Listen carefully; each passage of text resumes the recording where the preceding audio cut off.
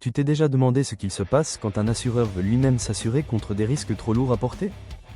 C'est exactement le rôle de la réassurance.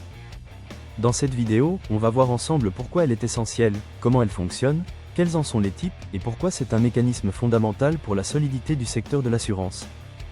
Reste bien jusqu'à la fin, je te présenterai aussi les principaux métiers de la réassurance et les formations à suivre pour y accéder. Qu'est-ce que la réassurance? La réassurance, c'est l'assurance des assureurs. Un assureur, qu'on appelle la cédante, transfère une partie de ses risques à un réassureur. En échange, ce dernier perçoit une partie des primes et intervient financièrement si un sinistre survient.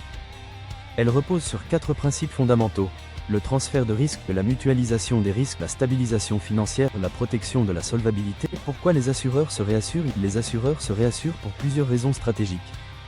Cela leur permet de protéger leur patrimoine, de limiter leur exposition à des risques majeurs, d'homogénéiser leur portefeuille, de stabiliser leurs résultats annuels et de réduire leurs besoins en capitaux. En clair, c'est une garantie de solidité financière face à l'imprévu. Organisation du marché de la réassurance. La réassurance est une activité internationale.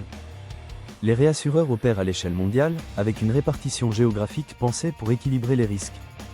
Ils travaillent avec des courtiers spécialisés, sont évalués par des agences de notation, et respectent des normes prudentielles strictes pour garantir leur solvabilité. Fonctionnement de la réassurance. Il existe 2 grands types de réassurance. La réassurance traitée, aussi appelée obligatoire, couvre un ensemble de risques.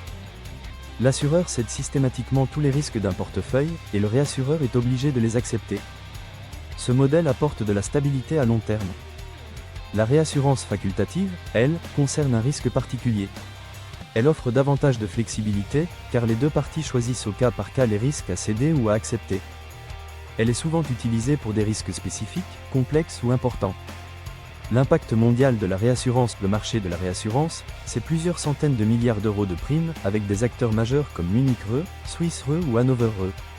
En cas de catastrophe naturelle, comme un ouragan ou un tremblement de terre, la réassurance permet de répartir le coût entre de nombreux acteurs. Elle joue donc un rôle clé pour la résilience du système d'assurance mondial. Les métiers de la réassurance. Plusieurs métiers structurent ce domaine. L'actuaire calcule les risques et détermine les tarifs. Le courtier de réassurance négocie les traités et place les risques.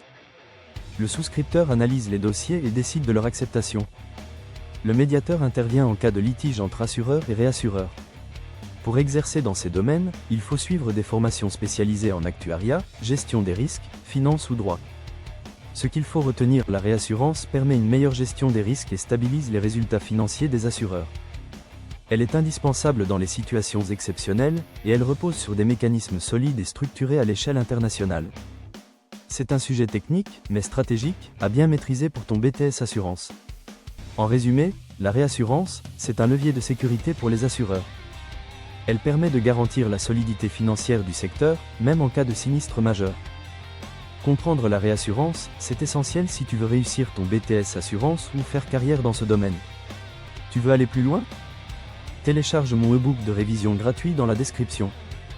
N'oublie pas de t'abonner à la chaîne et de me dire en commentaire: est-ce que tu connaissais la réassurance avant cette vidéo?